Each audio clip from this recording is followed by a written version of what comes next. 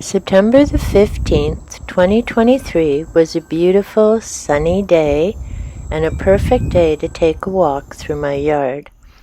Lily's decided to join me. So here we are on the deck, which is definitely going to need a bit of cleanup. The raccoon's been by again. And of course we have the feral cat's food bowl. We need to stop and have a little visit.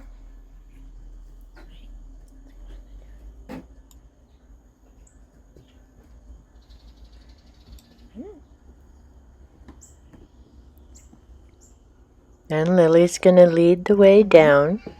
Another cat bowl and water bowl, and the shelter where they eat. So they have two options. I moved some of my ornamental grass, so next year that will be all filled in a bit. I have some cleanup to do in the shelter that stays open. The Rose of Sharon bush is all now little buds and finished for the year, but it was a beautiful splash of purple and covered in bees.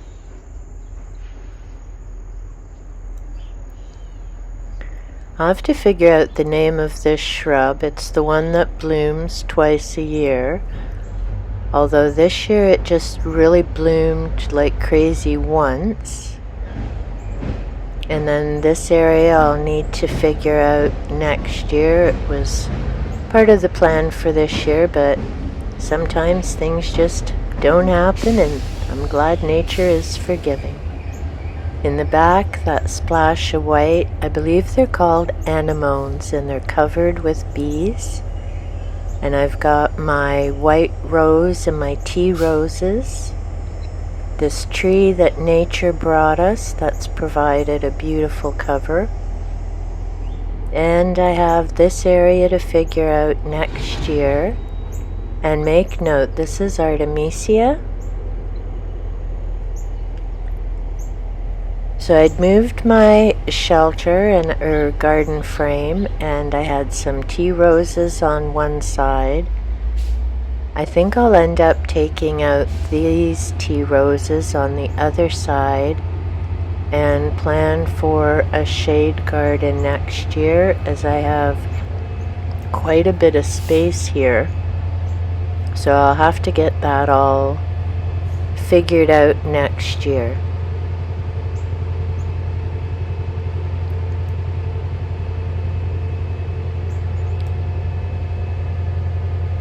Some more Rose of Sharon. We've got the composters, which Woody loves, because as you can see, there's the hole there.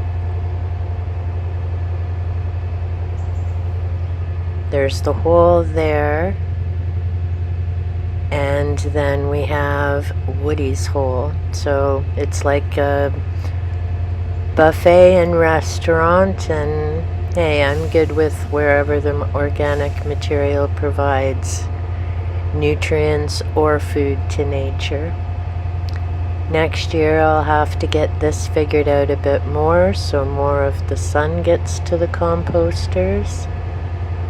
This area is all filled in with elderberry that nature brought, I didn't plant, and the cotoneasters. This is the hydrangea, which is just starting to bloom in September, which is totally crazy.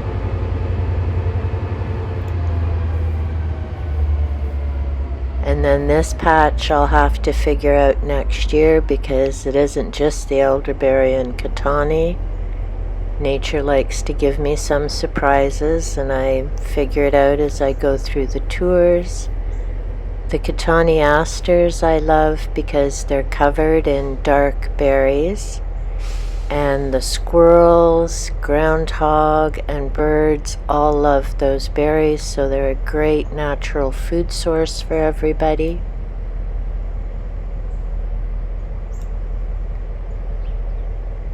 And it's always funny when I'm sitting out having coffee or in the afternoon and you see the tree moving.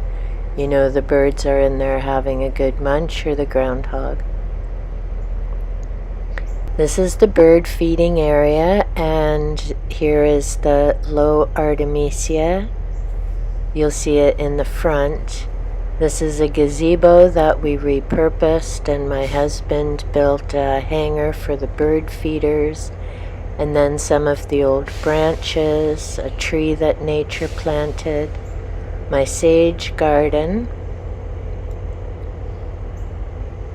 and some of the creeping thyme, my grandmother's bird bath, so that's probably close to 60 years old. I leave all the grains in my yard because that will feed the birds.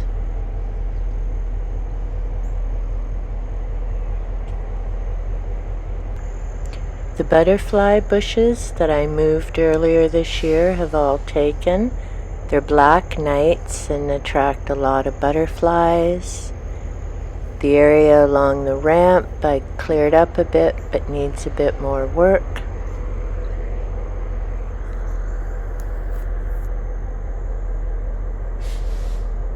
I have my variegated Rose of Sharon in between my lilacs, the bayberry, which enjoys that location, and Buddha, my wind chimes. So it's a nice little area and filled in. Then we have the cat shelters that my husband designed and built. They have little balconies. It's 2 floors.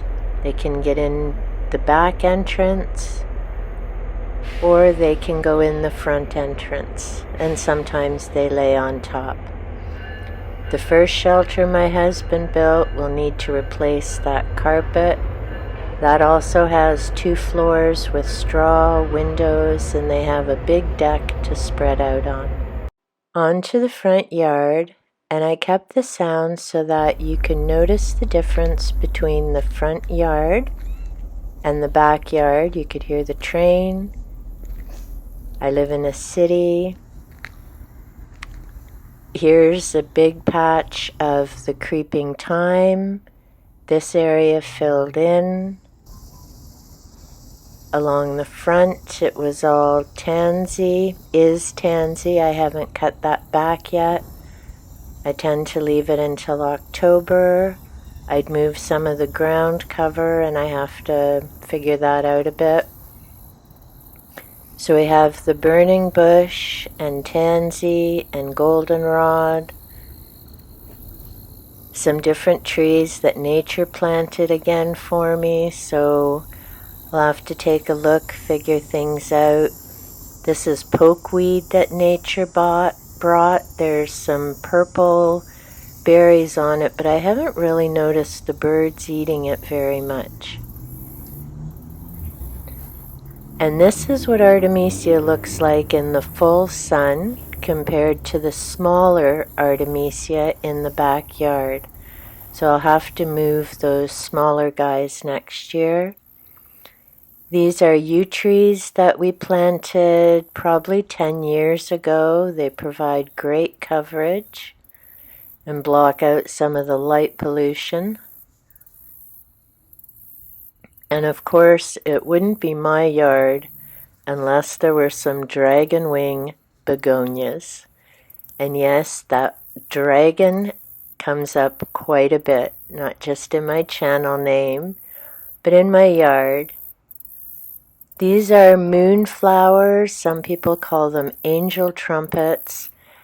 I planted 3 of them, and I'll have to remember next year they get huge and came out into the pathway. Then I have some grapes. The sweet peas are pretty much done, but I'll leave them up because of all the seed pods. As I was doing the tour, I noticed Woody has moved to the front and made a new hole, so we had to get that filled in with gravel and taken care of. There's little Woody. I haven't actually seen this trellis in a couple of months. It was filled green with all the sweet peas. Now it'll stay full because all the seed pods that you can see, the birds and the squirrels, will be munching on that all through the winter time. There's some goldenrod. My lovage is now done in this section. But I'll keep it up because, as I say, the birds and the squirrels enjoy it and they'll sit on the trellis. I've put an arch there so they can use that. This is 3 more of the angel trumpets. They've completely filled that area. Some of the anemones and a tree shrub that we planted a number of years ago fills it in nice. To the other side of that front path, again, we've got the evergreens that we put in. I think they may be yew trees. My stumps and my fairies are happy. The bee balm didn't grow this year, so I'll have to rethink that. Then I have mint and some more sweet peas in this area. And again, I'll leave the sweet peas. They grow up into the euonymus and keeps the birds happy. More mint and some grains. I've got my hen and chickens in there. Nature enjoys it, so I just leave it like that. We've got some more goldenrod.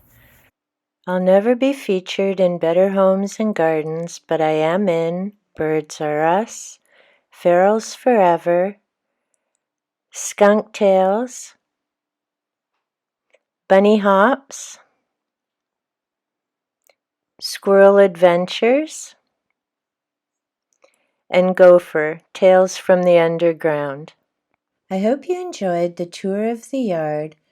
I'll leave most of it up until the spring. I'll do a little bit of clearing in October, but I tend to leave things up so that the birds and animals can enjoy what's left from the plants and the seeds.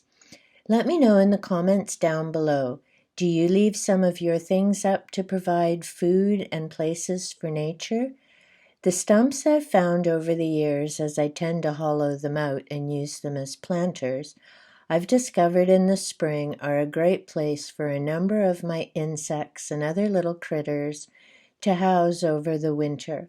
So I'm very glad that I have those items, and I'll be looking for some more stumps in the coming years as they break down and provide nutrients to the earth. I hope that you enjoyed this video. Be sure to give that like button a little tickle if you found it to be of value or of interest. Also, leave me a comment down below.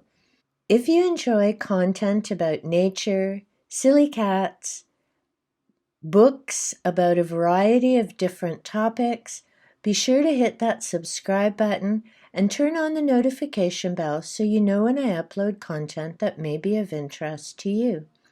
Also, to help our community grow, if there are people you know who are interested in this type of content, be sure to share out the video or let them know about the channel. Until next time, happy earthing!